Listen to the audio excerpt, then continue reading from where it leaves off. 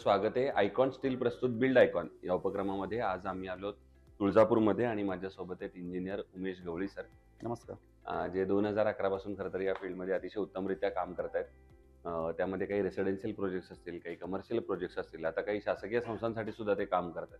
त्यांचा आजवरचा हा अनुभव कसा होता, हा प्रवास एकंदर कसा होता, या सगळ्याबद्दल आपण बिल्ड आयकॉन या प्लॅटफॉर्मवर त्यांच्याशी गप्पा मारणार आहोत. पहिला आधी प्रश्न विचारायला मला आवडेल ते म्हणजे तुमची शैक्षणिक पार्श्वभूमी साधारणपणे कशी होती?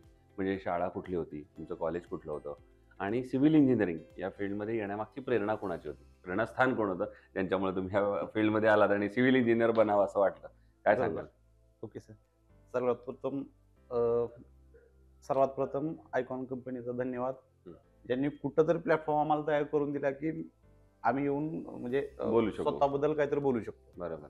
तर माझं प्राथमिक शिक्षण माझ्या मूळच्या गावी मसला खुर्द म्हणून तुळजापूरपासून 13 किलोमीटर गाव आहे, तिथंच झालं.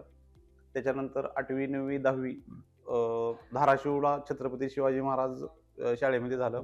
11-12वी परत तुळजापुरातच झालं आणि डिप्लोमा बार्शीमध्ये झाला. 2013ला मी पास आउट झालो. त्याच्यानंतर मी इंदिरा गांधी इंजिनिअरिंग कॉलेज वैराग इथं डिग्री केली पुढं. आणि दरम्यानच्या काळात मी 11 पासूनच एका बाहेरल्या एका बिल्डर सोबत मी काम करत होतो. पुण्यातले ज्यांचे प्रोजेक्ट इथं चालायचे, पुण्यामध्ये चालायचे, सोलापूरला चालायचे, मी त्यांच्यासोबत एक अट्रॅक्शन म्हणून मी काम करत गेलो. ऍक्च्युली खरं तर मी सिव्हिल इंजिनिअरिंगचा डिप्लोमा अगोदर ऍडमिशन होतं, मी डिप्लोमाला घेतलं. मी फर्स्ट इयर माझं IT मध्ये झालंय.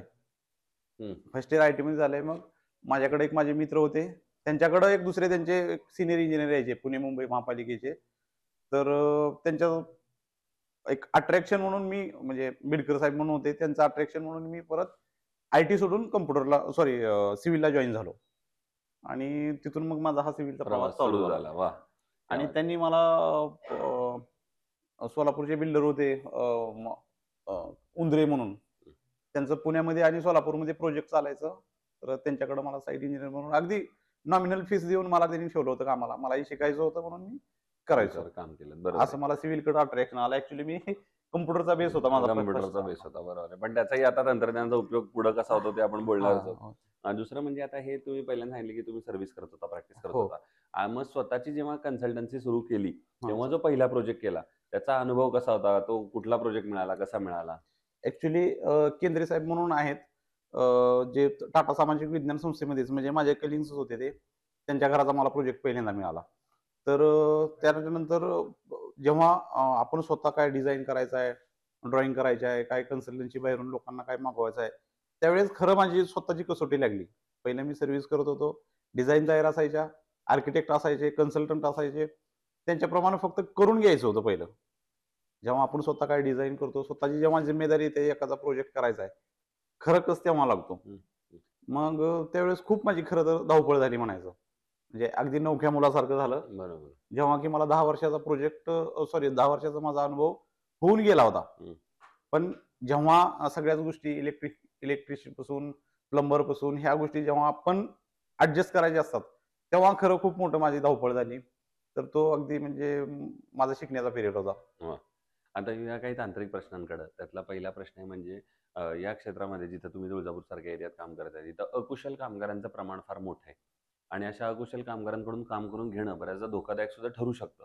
तर तुम्ही कशी ती परिस्थिती हाताळता आणि तुमचा काय अनुभव आहे? ऍक्च्युली आपलं हे क्षेत्रच अकुशल कामगारावर सध्याला तर विसंबून आहे.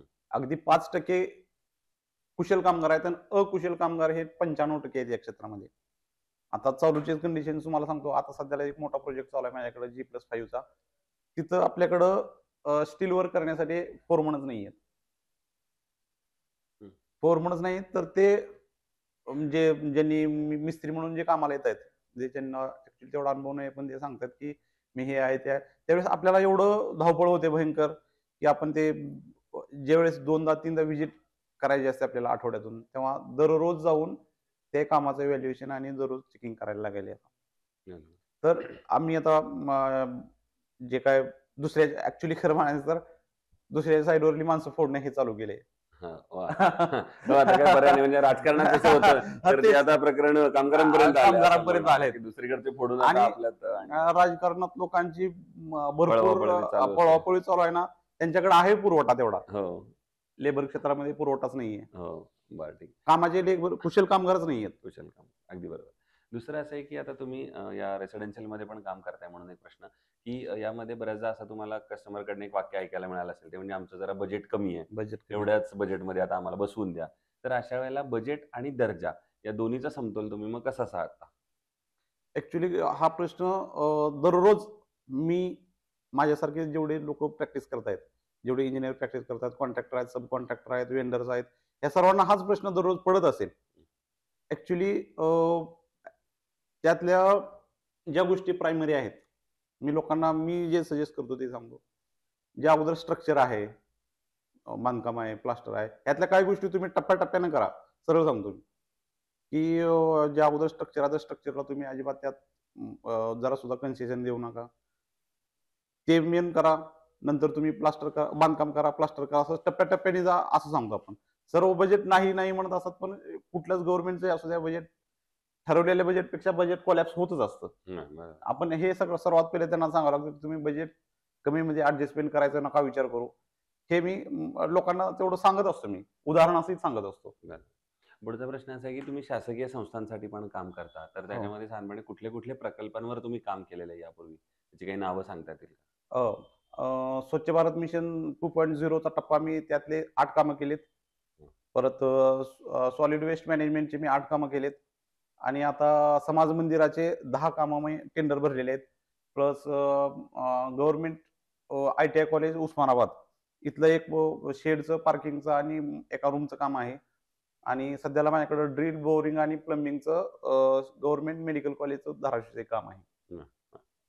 पुढचा प्रश्न असा आहे, आता जसं तुम्ही म्हणला, की या शासनाच्या माध्यमातून जी विकास कामं चालतात त्याच्यावर तुम्ही अप्रत्यक्षरित्या काम करताय.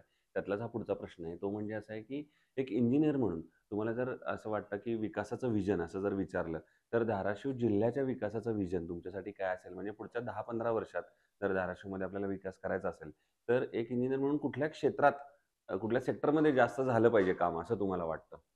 सध्याला जलसंधारणची कामं जास्त होणं गरजेचं आहे. सर्वात पहिला प्रश्न म्हणजे जी आपली सिव्हिलची, कन्स्ट्रक्शनची, बांधकामाची, इतर जी कामं आहेत ना, ही व्हायची असतील तर अगोदर पाणी सर्वात महत्वाचं आहे. शहर आपलं, जिल्हा आपला पाण्यासाठी मागासलेला आहे. तर अगोदर जलसंधारणाची, अटल भूजलची कामं होणं सध्याला अति गरजेचं आहे. कारण आता शहरातलं बघत आहे तुम्ही, 4-5 दिवसाला आता तुळजापुरातही पाणी सुटतंय.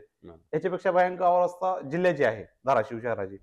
तर त्यासाठी अगोदर जलसंधारणाची कामं होणं गरजेचं आहे. धाराशिवला आपण जसं सर्वांना माहिती आहे, अगदी म्हणजे जगजाहीर आहे, की धाराशिव शहराला उजनीहून पाणी आणले.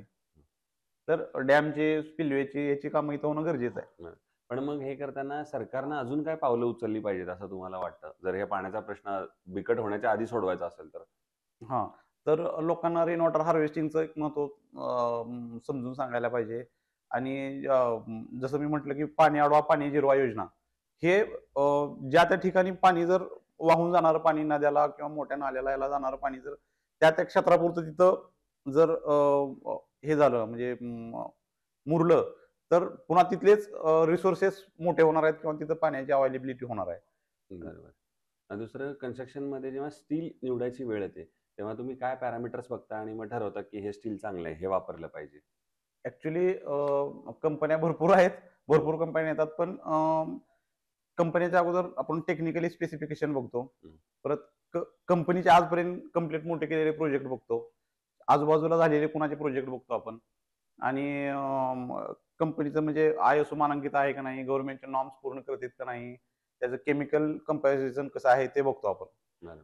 दुसरं, आतापर्यंत काम केलेल्यापैकी एखादा आयकॉनिक प्रोजेक्ट सांगता येईल का, की जो तुमची ओळख बनला, की तुम्हाला काम करताना समाधान, आनंद जास्त मिळाला असेल? टाटा सामाजिक विज्ञान संस्थेचं 5 लाख स्क्वेअर फुटाचं काम मी स्वतः एकट्याने कंप्लीट केले. मला कोणी सिनियर, ज्युनियर कोणी नव्हतं. मला असिस्टंट नाही, कोण पिऊन नाही. मी एकट्याने काम केले. जबरदस्त 5 वर्ष लागली कंप्लीट व्हायला प्रोजेक्ट, पण जबरदस्त एकदम. असं म्हणजे कोणी TISSचं नवीन डेव्हलपमेंट म्हटलं की उमेश गवळीच नाव समोर येतं. क्या बात आहे. आणि तुम्ही आयकॉन स्टील कधी यापूर्वी वापरलंय का? एक ठिकाणी वापरलं होतं. आता मोठा प्रोजेक्ट मी आयकॉन स्टीलचा सध्याला ग्राउंड प्लस 5चा सध्याला इथून जवळच 200 मीटरच्या अंतरावर इथूनच करतोय. बरं. ह्या मग प्रॉडक्ट म्हणून आणि सर्व्हिस म्हणून तुमचा कसा आहे अनुभव? एकदम जबरदस्त. माझ्याकडे मी पहिलं मेट्रोलचं आणि सॉरी पोलादचं करत होतो रिकमेंड, पण त्याचा काय पोलादचा मला चांगला अनुभव आला नाही, रिझल्ट चांगले नाही आले, म्हणून मी आयकॉनचं केलंय. आपले डीलर आहेत ते माझे मित्रच आहेत, हं. त्यांच्याकडे केले या दाढीला आपण पाठवली. वा वा.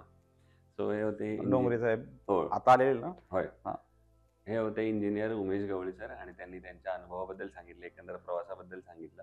आणि सगळ्यात महत्त्वाचं म्हणजे की हा जो प्रवास असतो तो जसा कसा खडतर होता, पण स्वतःवर जेव्हा आत्मविश्वास असतो, एखाद्या जसं कन्स्ट्रक्शनचा पाया महत्त्वाचा असतो, तेव्हा आत्मविश्वासाचा पाया असतो, तेव्हा माझ्यामध्ये यशाची इमारत आपण बांधू शकतो. तसा तुम्ही भविष्यात सुद्धा असेच आयकॉनिक प्रोजेक्ट तुमच्या हातून घडावेत, याच आयकॉन स्टीलतर्फे मनःपूर्वक शुभेच्छा. Thank you sir, thank you.